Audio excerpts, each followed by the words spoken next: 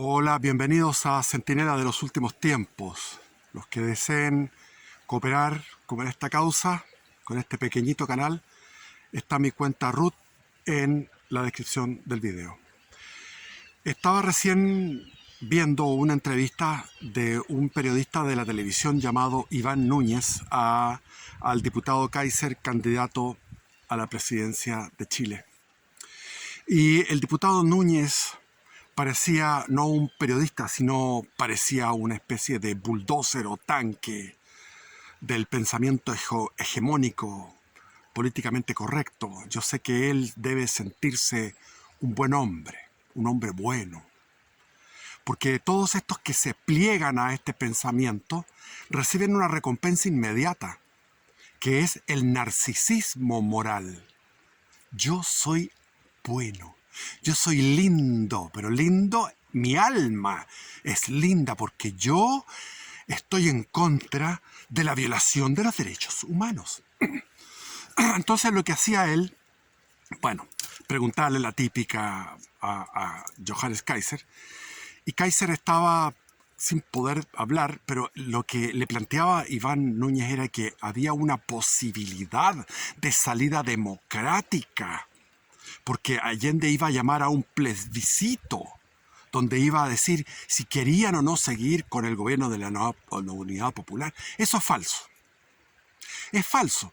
Además de falso, es pícaro, porque ese es un invento que tiene una base real, porque Allende iba a llamar a un plebiscito ese martes 11 de septiembre o el miércoles 12 o el jueves 13, por ahí.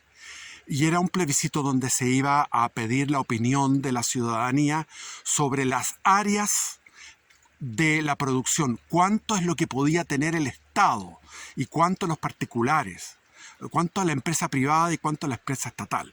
Porque había un sector de la Unidad Popular que andaba por la libre, se había independizado del régimen, del mando supremo de Allende y del Partido Comunista, y lo que querían era expropiarlo todo. Y estaban en una locura, en un delirio, algo febril, afiebrados de expropiar y expropiar y expropiar empresas, pequeñas, medianas. Entonces ese era el motivo, ese era el tema, el contenido de ese plebiscito. Entonces, ¿qué es lo que inventaron los zurdos a través de todos estos 50 y algo años? Inventaron de que Pinochet sabía, que la CIA lo sabía, que Kissinger estaba en eso, que estaba Nixon, y estaban todos atentos a la jugada. Entonces había una picardía de parte de los uniformados de hacer un golpe de Estado justo cuando Allende iba a ser el hombre más democrático y bueno, iba a llamar a un plebiscito para si la gente quería o no seguir con el gobierno. Falso. De falsedad absoluta. Esa es la picardía de lo que es el pensamiento y el conocimiento, comillas, pensamiento, comillas, hegemónico. Así también yo una vez me encontré con los compañeros de mi hijo, porque yo siempre, a mis hijos se educaron en colegios fiscales, en liceos, en colegios municipales, porque yo no tenía plata para pagarles colegios particulares. Y ahí llegaron estos jóvenes para la graduación, a la fiesta de graduación, y empezaron a hablar de que la CIA era la que había hecho todo el mérito. También es verdad que la CIA se metió, pero la CIA metió $1 millón para apoyar la huelga de los camioneros. Y quien hizo el golpe fueron los espíritus libres, las almas, la mente, los corazones de los uniformados que decidieron, y eran uniformados chilenos. Era un movimiento criollo y era un movimiento de civiles, porque los uniformados respondieron a un clamor de la gente. La gente les pedía que intervinieran, no solamente la gente del pueblo, sino que también el Congreso, el 23 de agosto, creo que fue, no, el 23 de agosto fue cuando empezó en el alto mando Pinochet, creo que fue no sé qué fecha de agosto, unos días antes, unas semanas antes del pronunciamiento militar. Por eso se le llama pronunciamiento. No fue un golpe, se pronunciaron los militares porque Eduardo Frei Montalva, el líder de la democracia cristiana, pedía a gritos una intervención armada. Elwin y toda la democracia cristiana y el pueblo y el Congreso declaró inconstitucional Entonces, yo sentí tanta rabia que tuve que irme de esa fiesta que se hacía en mi casa y mi hijo era el anfitrión porque me dio tanta indignación y dije, aquí voy a dejar la escoba, porque le viene a uno la rabia frente a la mentira que esos jóvenes de 18 años, que si saben 10 o 100, alguno puede saber 100, la mayoría 10, por lo que les dijo el profesor. Yo en comparación sabía 1.000.000 en todo lo que he leído y lo que he estudiado y lo que he hablado con todo el mundo. Entonces yo sabiendo 1.000.000 sobre ese tema, tuve que callarme porque iba a empezar a agarrarlos a golpes porque no hay un tiempo suficiente para explicarles la verdad, porque la verdad requiere que ocupemos el raciocinio y la investigación. Hay un experimento que se hizo psicosocial donde un profesor se pone de acuerdo con alguno de los alumnos, hay una complicidad para el experimento y los otros alumnos no saben que están sometidos a un experimento. Entonces el profesor pone 4 rectas en un pizarrón y dice, esta es la recta madre, esta mide tanto. ¿Cuál de todas estas 4 rectas mide exactamente lo mismo que la recta madre, la recta rectora, digamos, patrón? Entonces le pregunta a los alumnos que estaban en complicidad para que dieran una respuesta equivocada. La que correspondía era la C. La recta C era la que correspondía con la recta patrón. Era la que tenía la misma longitud. Y se veía a simple vista. O sea, las otras rectas eran o más chicas o más grandes. Entonces les pregunta a los alumnos, usted, fulanito, ¿qué opina? ¿Cuál es la recta que es igual a la recta patrón que he dibujado aquí? Y todos decían la A, la A, la A, la A, la A. Entonces cuando le tocó ya a los alumnos del experimento que no estaban de acuerdo, no estaban cómplices de este experimento, de esta picardía, también dijeron la A, la A, la A. Y después los entrevistaron. Y ellos dijeron, no, lo que pasó es que como todos decían que era la A, yo vi que era la C. O sea, mi vista y mi intelecto me decían que era la C, la raya, o sea, la recta C era la correcta. Pero no me atreví a decir la C porque todos decían que era la A. Entonces, por eso dije la A.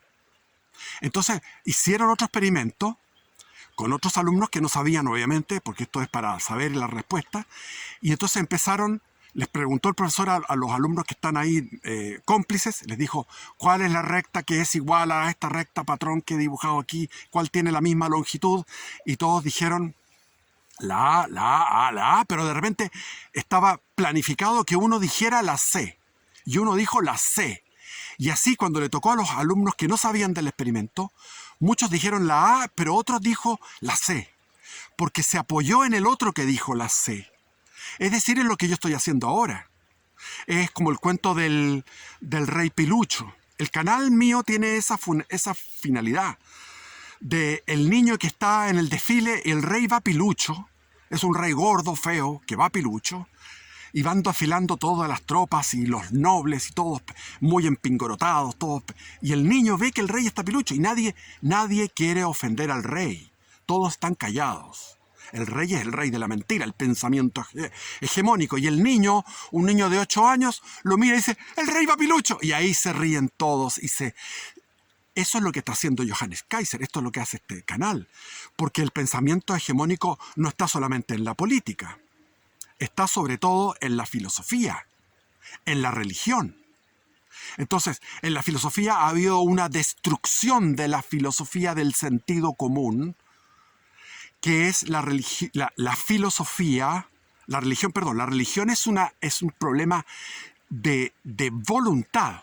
Estamos hablando de teología, que es la aproximación científica a la revelación, pero estamos hablando de filosofía pura, filosofía propiamente tal. Entonces, hay una evolución de la filosofía que comienza con Heráclito, Tales de Mileto, en los presocráticos, después llegamos a Sócrates, a Platón, al gigante Platón y el gigante Aristóteles, y después seguimos con los, los epicúreos, los estoicos, y Plotino, Filón, bla, bla, bla, bla, bla. Y después viene la filosofía de San Agustín, que recoge a Platón, y Aristóteles estaba olvidado, y a través de los musulmanes llega Aristóteles, y Tomás de Aquino recoge, es discípulo de Alberto Magno, o sea, en esa época estaba San Buenaventura, que era de los franciscanos, estaban recién surgiendo las órdenes mendicantes. En ese siglo había estado Francisco de Asís, había estado Santo Domingo Guzmán, fundando los dominicos y fundando los franciscanos. Había estado la reforma de los benedictinos en los cistercienses con San Bernardo de Claraval, etc. Estamos hablando que la filosofía llegó a su punto máximo, a su esplendor en Tomás de Aquino. Y yo voy a iniciar una serie de videos demostrando aquello, porque la potencia filosófica, él recogió todo lo que eran las categorías, las herramientas filosóficas de Aristóteles y de Platón, y otras más, porque Tomás de Aquino, y no solamente Tomás de Aquino, sino que todos aquellos pensadores de la mal llamada Edad Media, que es la edad de oro de la humanidad, es una edad de un esplendor y de una apertura mental donde se podían discutir, los filósofos discutían o dialogaban filosóficamente con Averroes, con Avicena, con los judíos, con los filósofos judíos, con los filósofos musulmanes, con los que planteaban herejías, etc.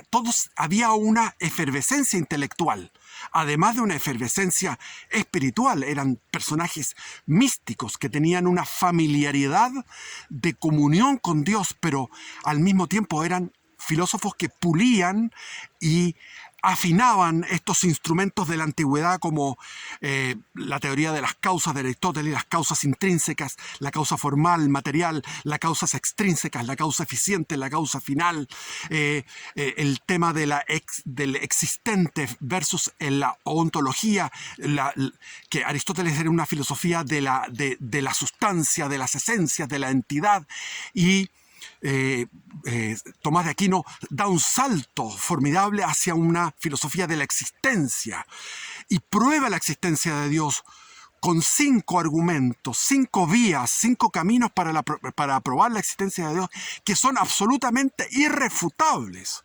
Son raciocinios contundentes, utilizando estas herramientas y llevándolas a su plenitud, y llevando toda la filosofía antigua a una escala superior, como que la misma melodía, pero en una escala donde se modifica también la melodía. O sea, la contribución de Tomás de Aquino es una contribución filosófica neta, aparte de sus contribuciones en la teología, en el derecho, en la política, en las predicaciones, en la poesía. Tiene unas poesías con un latín selecto, refinado y al mismo tiempo cálido, porque todos entendían el latín en aquel momento.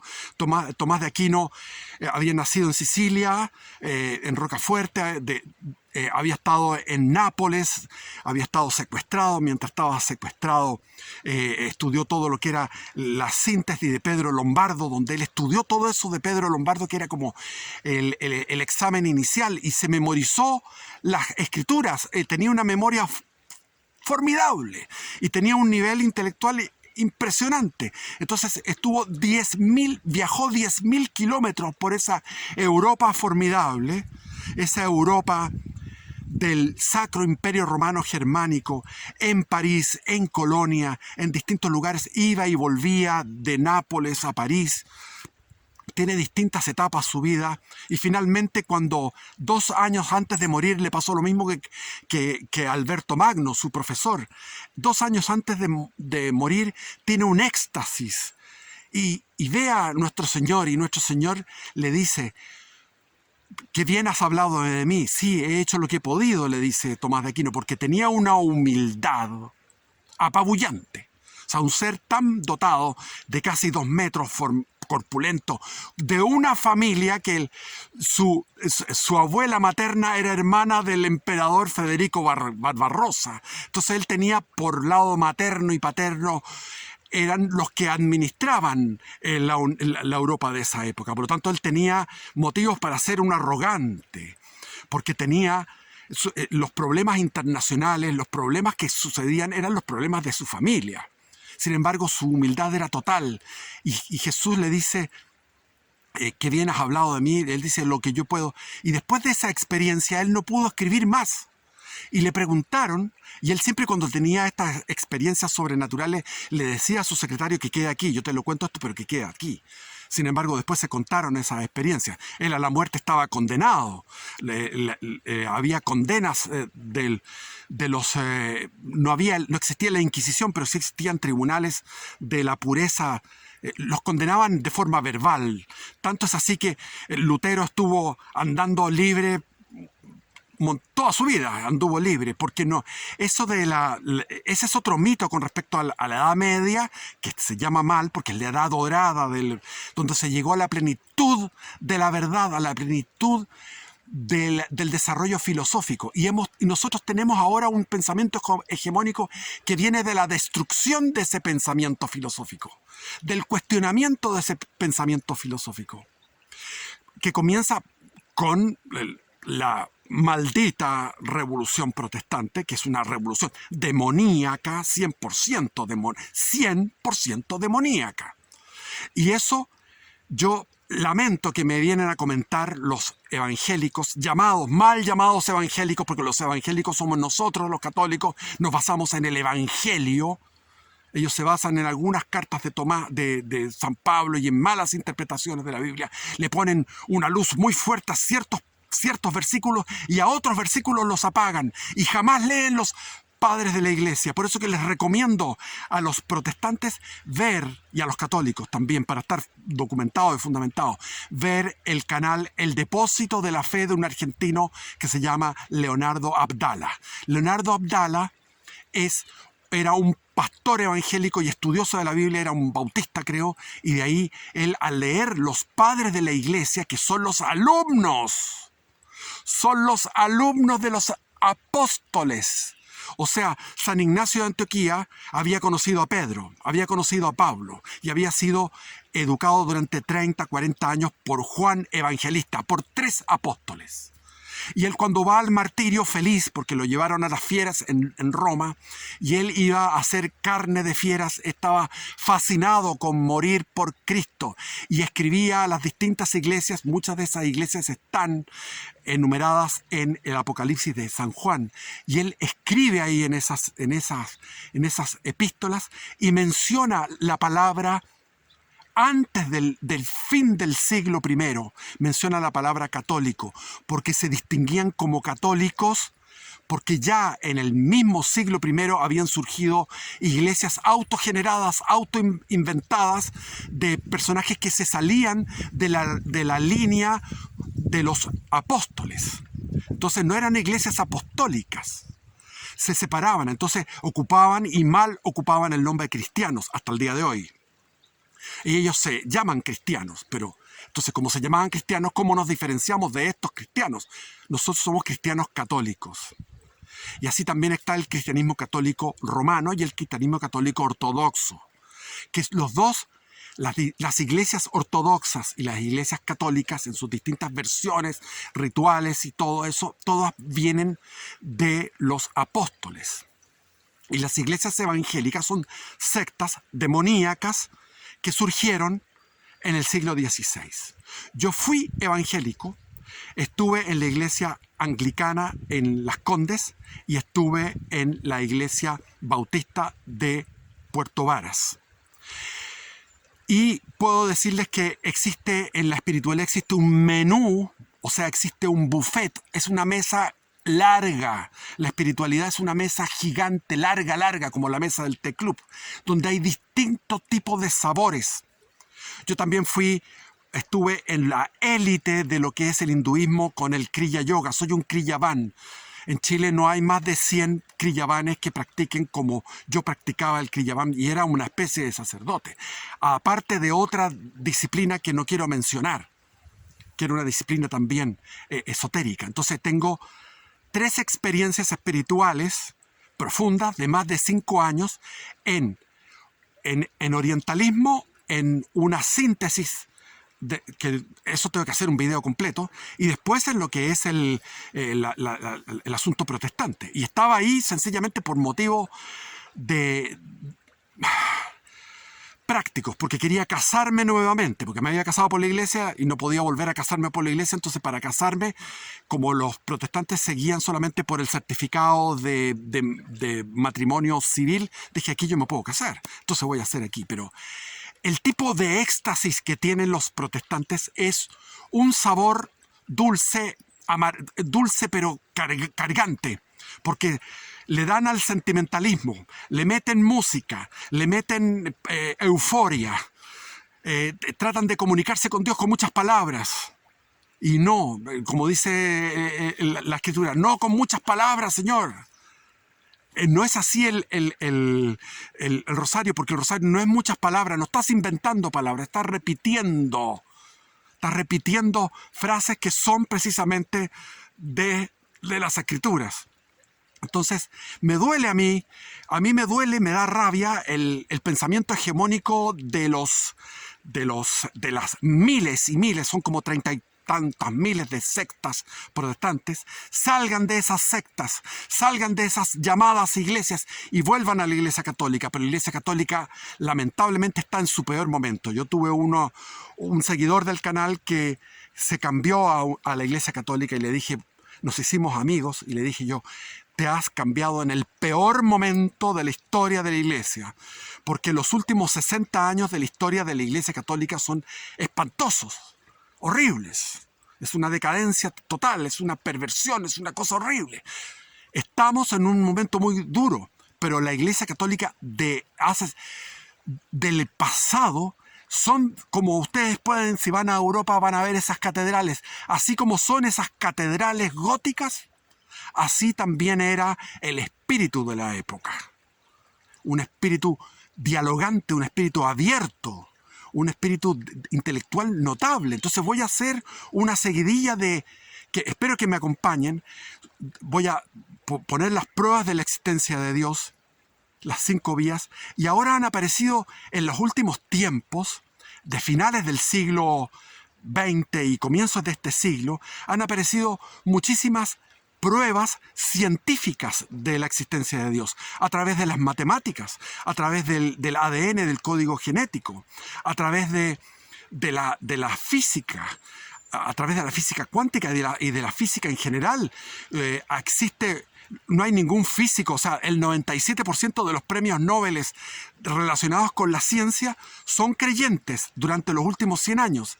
Sin embargo, el 35% de los premios Nobel de letras son ateos. O sea, las letras tienen más tendencia al ateísmo que las ciencias puras. Entonces, la ciencia en este momento tiene pruebas contundentes y absolutas. Por ejemplo, en la física, existe, después del Big Bang, que ya está, el Big Bang está probado que es así, después del Big Bang, eso podría haberse ido a cualquier colapso desordenado, y sin embargo hubo un afinamiento. Es decir, por ejemplo, si la velocidad de la luz fuera un poco menos o un poco más, pero en milímetros menos o más la velocidad de la luz, que son casi 300.000 kilómetros por segundo, si fuera un poco más, o sea, hay una serie de afinamientos de estas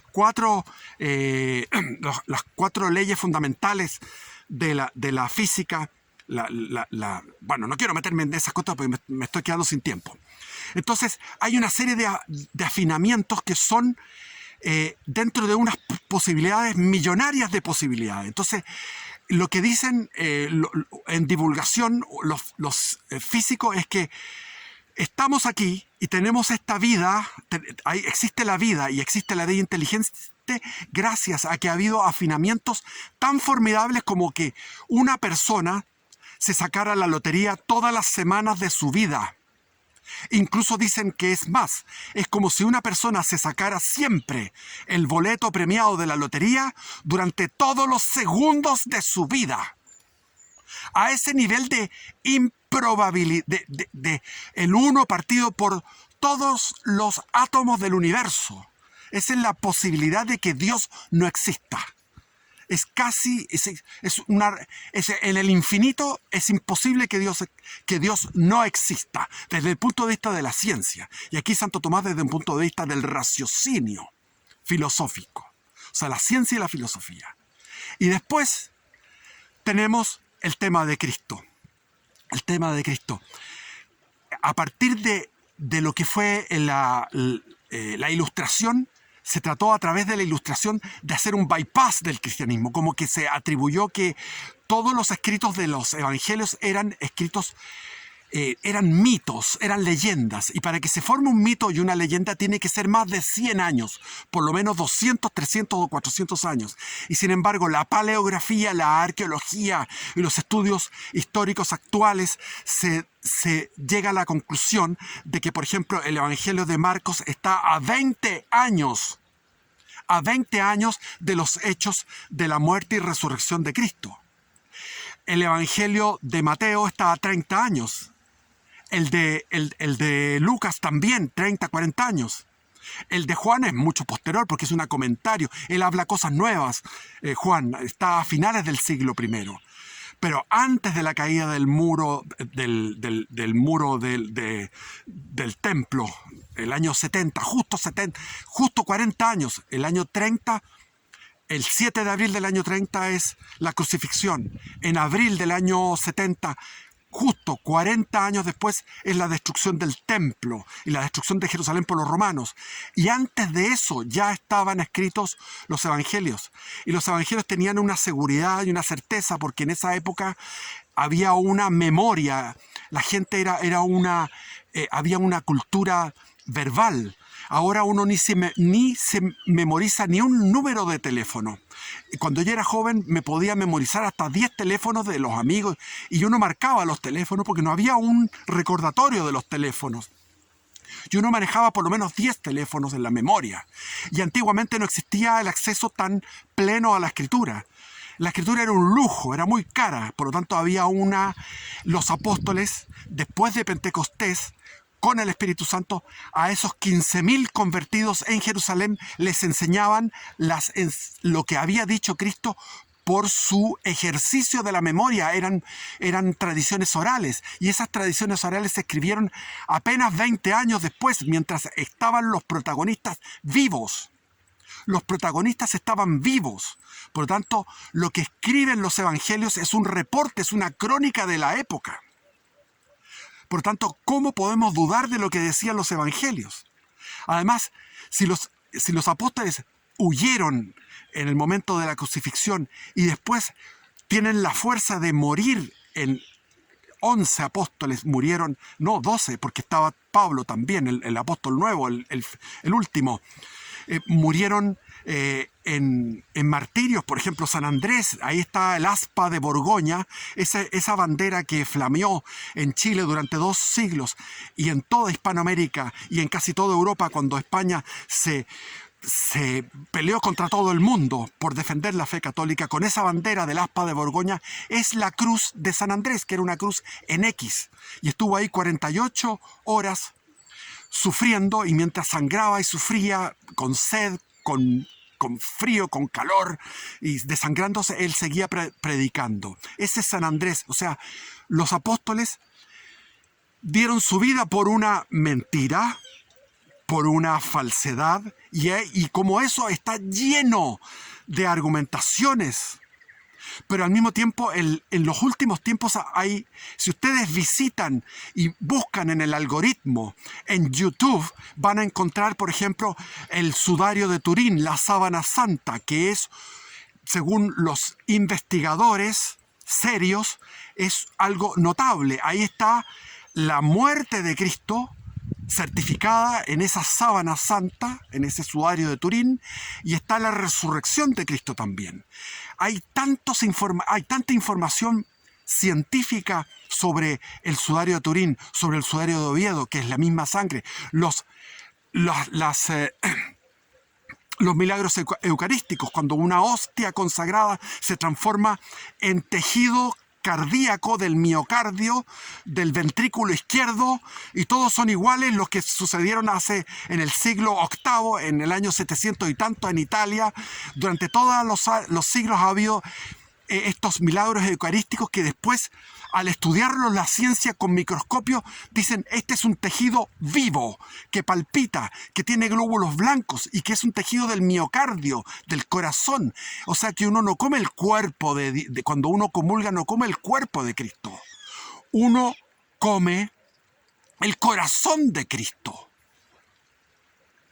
Y esos milagros eucarísticos están y se han multiplicado en los últimos tiempos, así como las pruebas científicas de la existencia de Dios están multiplicadas a partir de hace 80 años. Hace muy poco se han multiplicado los milagros eucarísticos, y ahí está el famoso beato Carlo Acutis, un italiano de 15 años que se alucinó y estudió todos los milagros eucarísticos. Por eso es que los que son ateos, los que son marxistas, los que son protestantes, los que son liberales y agnósticos, todos ellos están equivocados. No han estudiado en profundidad. Vayan al algoritmo de YouTube. YouTube tiene información sobre los milagros eucarísticos. Vean a Ricardo Castañón. Vean lo que es la tilma de Guadalupe, el milagro que es esa tilma de Guadalupe. Y infórmense. Entonces, Cristo es Dios. Y Dios existe. Y Cristo es Dios. Y la iglesia de Cristo es la iglesia católica, apostólica, romana, y la iglesia ortodoxa, apostólica, ortodoxa. ¿Por qué los protestantes no se van, si le tienen tanto odio a la iglesia católica? ¿Por qué no se van a otra que sea apostólica? ¿Por qué no lo hacen? Porque están con el corazón enceguecido. Es muy difícil convertir a los protestantes. A mí me dan rabia, pero también me dan ganas de llorar. Y también me dan ganas de reírme de ellos. Pero no puedo reírme porque ellos arriesgan la salvación eterna. Porque fuera de la iglesia no hay salvación. Cuando uno comprende eso, es una humildad tan linda. A pesar de la ruina en que está la iglesia, uno acudir a la comunión, uno come el corazón de Cristo. Mira lo que se pierden los huevones, lo que se pierden los estúpidos, por una euforia, por un grupo de rock ahuevonados. ¿Cómo pueden ser tan tontos, tan soberbios, igual que los comunistas? Evangélicos y comunistas son lo mismo.